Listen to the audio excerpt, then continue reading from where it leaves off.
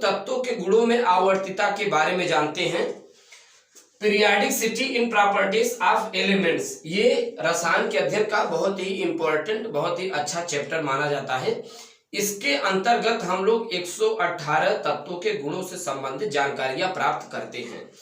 जब वैज्ञानिकों ने 118 तत्वों को खोजा तो वैज्ञानिकों के मन में सबसे पहले ये विचार आया कि यार इन तत्वों को अच्छे तरीके से एक ऐसा स्थान निकाला जाए जहां पर इन्हें ऐसे स्थानों पर अरेंजमेंट किया जाए कि भविष्य में लोगों को, बच्चों को इन्हें इनके अध्ययन करने के लिए काफी आसानी हो। तो अभी आप दुकानदार के पास जाते हैं तो दुकानदार जब कई सामानों को रखता है तो उन सभी चीजों का अलग अलग स्टॉल लगाता है। बिस्किट से संबंधित चीजों का स्टॉल अलग रखता है, सोप से संबंधित चीजों का स्टॉल अलग रखता है, आपके छोटी मोटी चीजों का स्थान अलग रखता है। यहाँ तक कि डिग्गी में जब पैसा भी रखता है तो वहां पर भी आप देखते होंगे जो सिक्के होते, क्वाइंस, उनका भी अपना अलग अलग अरेंजमेंटिंग, 1, 2, 5, 10, इन सभी के जो सिक्के होते, नोट्स होते हैं, इन सभी के जो अरेंजमेंटिंग होते हैं वो अलग अलग तरीके से रखता है। कहीं भी आप कोई भी चीजें, अपने घर में भी आप सामानों को रखते होंगे तो ज्यादातर आप सामान देखते होंगे अलग अलग तरीके से अरेंजमेंट बैठाते हैं। तो बिल्कुल ठीक उसी प्रकार वैज्ञानिकों के मन में भी यार विचार आया कि इन तत्वों को किस प्रकार से ऐसा स्थान निकाला जाए कि लोगों को अध्ययन करने में आसानी हो। हम लोग पीरियाडिक टेबल का जब अध्ययन करते हैं तो काफी चीजों के बारे में जानते हैं। पहले तो हम लोग वैज्ञानिकों ने क्या क्या इनके बारे में बातें बताई, सभी के बारे में जानते हैं, इनके गुणों के बारे में जानते हैं, जैसे परमाणु त्रिज्याएं, आयनिक त्रिज्याएं, राइट, इनके गलनांक, क्वथनांक, आयनन, में इलेक्ट्रॉन मुक्ता, विद्युत ऋणात्मकता, धन विद्युत ऋण विद्युत लक्षण, धात्विक अधात्विक, इन सभी के बारे में हम लोग सीखते हैं। अच्छा, अब वैज्ञानिकों ने काफी बातें बताई, जैसे आप देखते होंगे पीरियाडिक टेबल में एस ब्लॉक के तत्वों को एक साइड में रखा गया है, वहीं पी ब्लॉक के तत्वों को दाहिनी ओर रखा गया है, वहीं डी ब्लॉक के तत्वों को एस ब्लॉक और पी ब्लॉक के मध्य में रखा गया है। वहीं अगर बात करें एफ ब्लॉक के तत्वों को तो सबसे नीचे की ओर रखा गया है और इनके भी वर्किंग भी अलग अलग होते हैं, राइट। जैसे आप देखते होंगे एस ब्लॉक में हाइड्रोजन को छोड़कर से सभी तत्व धातुएं होती हैं, हाइड्रोजन केवल गैस होती है। पी ब्लॉक में आप देखते होंगे एक बफर सिस्टम टाइप रहता होगा, उसमें आपको धातु, अधातु, उपधातु तीनों मिल सकते हैं। वही बात करें डी और एफ ब्लॉक की, तो इसमें आपको इसमें केवल धातु मिलते हैं। एफ ब्लॉक और डी ब्लॉक में ओनली फॉर मेटल्स उपस्थित होते, धातु उपस्थित होते हैं। वहीं आप देखते हैं परमाणु क्रमांक 92 के बाद जितने तत्व होते हैं वो सब मानव द्वारा निर्मित होते हैं। यह नहीं कहा जाता है परमाणु 92 के बाद जितने तत्व होते हैं सब मानव द्वारा निर्मित होते हैं, जिसमें नेपच्यूनियम प्रथम ट्रांस यूरेनियम तत्व के नाम से जाना जाता है। वहीं पीरियाडिक टेबल में जो 83 के बाद एलिमेंट्स होते हैं वो सब रेडियो एक्टिव तत्व कहलाते हैं। एस ब्लॉक में जो तत्व रखे होते हैं उनके जो आउटर नोड शेल के इलेक्ट्रॉन होते हैं वो एस ऑर्बिटल में प्रवेश करते हैं। वही जो पी ब्लॉक में रखे होते हैं तत्व उनके जो आउटर नोड शेल सबसे बाहरी कक्षाओं के इलेक्ट्रॉन पी ऑर्बिटल में, डी ब्लॉक वाले डी ऑर्बिटल में, एफ ब्लॉक वाले एफ ऑर्बिटल में। ये कितनी अच्छी तरीके से अरेंजमेंटिंग की गई है पीरियाडिक टेबल में, राइट। तो ये वैज्ञानिक अपनी बातें बताते हैं पीरियाडिक टेबल को लेकर। मेंडलीव ने सबसे पहले आवर्त सारणी अपनी जब दी, वैसे बहुत से वैज्ञानिक आवर्त सारणी के बारे में बातें बताते हैं, तमाम प्रकार के वैज्ञानिक। तो यहाँ पर जो हम लोग अध्ययन करेंगे एक फैक्टर टाइप अध्ययन करेंगे, बात समझ में आ रही है, यानी कि जो हम लोग इंपॉर्टेंट से संबंधित चीजें होती हैं। मेंडलीव ने जब आवर्त सारणी के बारे में बताया, अपनी बातें बताते हैं, तो मेंडलीव का कहना था कि जो पीरियाडिक टेबल में एलिमेंट्स रखे गए हैं, तत्व रखे गए हैं, तत्वों के भौतिक रासायनिक गुण, फिजिकल केमिकल प्रॉपर्टीज, परमाणु भारों के आवर्ती फलन होते हैं। ये चीज आपको ध्यान में रखना है। ये मेंडलीव ने सबसे पहली बार बताई थी। सबसे पहले इन्होंने कहा कि तत्वों के भौतिक रासायनिक गुण परमाणु भारों के आवर्ती फलन होते हैं। उसके बाद कई वैज्ञानिक इस पर संशोधन करने लगे, देखिए कि क्या वाकई में तत्वों के भौतिक रासायनिक गुण परमाणु भारों के आवर्ती फलन होते हैं। अब इसका मतलब क्या जरा समझते हैं। आप देखे होंगे पहला तत्व होता है हाइड्रोजन, उसके बाद हीलियम, तब lithium, beryllium, boron, carbon, nitrogen, and so on, इस प्रकार से रखे गए हैं। हाइड्रोजन का एटॉमिक मास परमाणु भार 1 होता है, हीलियम का 4 होता है, लिथियम का 7 होता है। तो इस प्रकार हाइड्रोजन का 1 आया, हीलियम का पहुंच गया 4, परमाणु भारों का आवर्ती फलन का मतलब होता है 1 के बाद 2, 2 के बाद 3, 3 के बाद 4, 4 के बाद 5, इस प्रकार से उपस्थित हो। लेकिन हाइड्रोजन का जो एटॉमिक मास 1 होता है, वहीं लिथियम का सीधा 4 हो जाता, हीलियम का 4 हो जाता है, लिथियम का 7 हो जाता है। तो इस प्रकार से सभी तत्व के अपने अपने आवर्ती फलन के गुण मिल रहे थे। लेकिन बाद में वैज्ञानिकों ने रिसर्च किया, देखा कि तत्वों के जो भौतिक रासायनिक गुण होते हैं ये परमाणु भारों के आवर्ती फलन न होकर बल्कि परमाणु क्रमांकों के आवर्ती फलन होते हैं।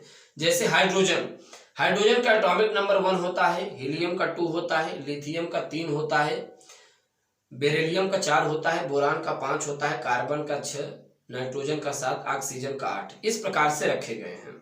राइट, तो ये इनका परमाणु क्रमांक का आवर्ती फलन है और इसी पर आधुनिक आवर्त सारणी दरअसल आधारित है, परमाणु क्रमांकों के आवर्ती फलन। तो जब मेंडलीव ने अपनी सबसे पहले आवर्त सारणी दी थी, जब इन्होंने बताया कि परमाणु भार के आवर्ती फलन होते हैं, तो ये थोड़ा डिसमिस हो गया, ये गलत हो गया। बाद में मेंडलीव की संशोधित आवर्त सारणी आती है, बात समझ में आ रही है, मेंडलीव की संशोधित आवर्त सारणी।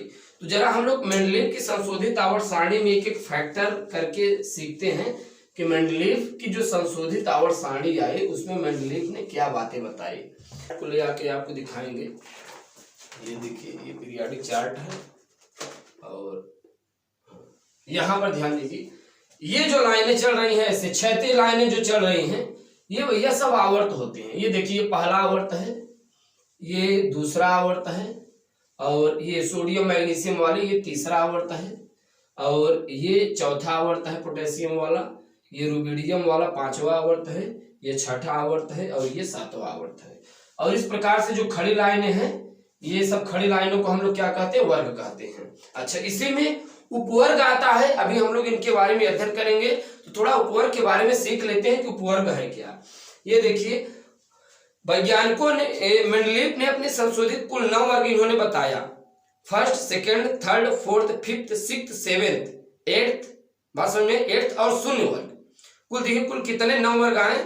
फर्स्ट से लेकर सेवेंथ तक इन्होंने 2-2 उपवर्ग में विभाजित किया, यानी first A first B, second A second B, third A third B, fourth A fourth B, fifth A fifth B, sixth A sixth B, seventh A seventh B. तो इस प्रकार से इन्होंने कंबाइनिंग किया। जरा ध्यान दीजिएगा, फर्स्ट ए यहाँ है तो फर्स्ट बी यहाँ पर है, सेकेंड ए यहाँ पर है तो सेकेंड बी यहाँ पर है। अब ये जो सेकेंड वर्ग था, इसमें 2 उपवर्ग बने, second A second B. Right, जैसे जिलाधिकारी होते हैं उसके कई अंग होते हैं, उप जिलाधिकारी। राइट, बिल्कुल यहाँ पर भी है, एक वर्ग में 2 उपवर्ग, फर्स्ट ए फर्स्ट बी। दूसरे वर्ग में 2 उपवर्ग बनाए गए, सेकेंड ए सेकेंड बी, और यहाँ पे आप देख पा रहे हैं third A third B, fourth A fourth B, ये है आपका fifth A fifth B, sixth A sixth B, seventh A seventh B. Right, उसके बाद क्या आता है, शून्य वर्ग। और अब आप कहेंगे कि ये जो हम 8th वाला बोले वो कहाँ गया, तो ये आप देख पा रहे हैं, ये है 8वां 9वां 10वां, ये 8th वाला है पार्ट। 7 वाले तो डिवाइड हो गए, 8वां और ये शून्य वाला 9वां। तो ये मेंडलीव की संशोधित आवर्त सारणी में हम लोग अध्ययन करते हैं, जानते हैं वहां पर इनके बारे में बातें। चलिए, तो यहाँ पर थोड़ा हम लोग सीखते हैं इन्होंने क्या क्या बातें बताई, एक एक सीरियल नंबर में जो उन्होंने कई बातें बताते हैं मेंडलीव अपने संशोधित आवर्त सारणी में। यहाँ पर ध्यान दीजिएगा, ये पहले आवर्त में केवल 2 तत्व रखे गए हैं। आवर्त का नाम क्या होता है, अति लघु आवर्त। क्या नाम होता है, अति लघु आवर्त। अब यहाँ पर अति मीन्स बड़ा भी होता है, लेकिन लघु है, लघु छोटा भी होता है, अति लग गया तो बहुत छोटा हो गया। दूसरा सीरियल नंबर आता है, दूसरे आवर्त, ये पहला आवर्त है और ये दूसरा आवर्त है, ये पहला आवर्त है, ये दूसरा आवर्त। दूसरे आवर्त में 8 तत्व रखे गए हैं, इसका नाम है भैया लघु आवर्त। क्या नाम है इसका, लघु आवर्त। राइट, तीसरा आवर्त, तीसरे आवर्त में 8 तत्व हैं, अति लघु आवर्त, इसका भी नाम है लघु आवर्त। राइट, इसका भी नाम है लघु आवर्त। चलिए, यहीं पे चौथा आवर्त आता है। चौथे आवर्त की बात करें, चौथे आवर्त में 18 आते हैं, इसका नाम है दीर्घ आवर्त, दीर्घ आवर्त। राइट, दीर्घ आवर्त। पांचवें में कितने आते हैं? 18। इसका भी नाम है दीर्घ आवर्त, डबल इन्वर्टेड कॉमा ऐसे लगा दीजिए। छठवां आवर्त, छठवें आवर्त में कुल कितने आते हैं?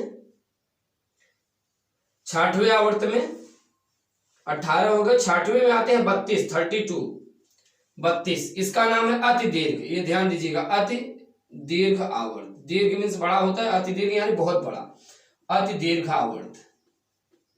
राइट। अब ये आता है सातवां पॉइंट, जो कि बहुत ही इंपॉर्टेंट फैक्टर माना जाता है। सातवां पॉइंट यहाँ पे 28, और ये है अति दीर्घ अपूर्ण आवर्त। अति दीर्घ अपूर्ण आवर्त, ये देखिए, पहले आवर्त में 2, दूसरे में 8, तीसरे में 8, चौथे पांचवें में 18, फिर छठवें में 32, सातवें में 28, 28। अच्छा, अब यहां पर ध्यान दीजिए, अति लघु आवर्त, लघु आवर्त, लघु आवर्त, दीर्घ आवर्त, दीर्घ आवर्त, अति दीर्घ, अति दीर्घ, अति दीर्घ आवर्त, अति दीर्घ अपूर्ण, क्योंकि इसमें पूरे 32 है, इसमें 28। अब आप कहेंगे कि इसमें 4 अपूर्ण क्यों है? क्योंकि जब उस समय मेंडलीव ने अपनी आवर्त सारणी दी थी तो वहां पर उस समय 4 तत्व नहीं खोजे गए, लेकिन जब बाद में आवर्त सारणी में आधुनिक आवर्त सारणी आती है तो वहां पर उन 4 तत्वों को स्पेस दिया गया, जगह दिया गया, और वो तत्व भी खोजे गए, रखे भी गए। राइट। मेंडलीव ने अपनी संशोधित आवर्त सारणी में उस 4 तत्व, जब पूरी तरीके से उनकी मान्यता नहीं प्राप्त थी तत्वों की, तो वहां पर उन्हें अपूर्ण कर दिया गया था। राइट। तो इस प्रकार से मेंडलीव संशोधित आवर्त सारणी में अपनी कई बातें बताते हैं।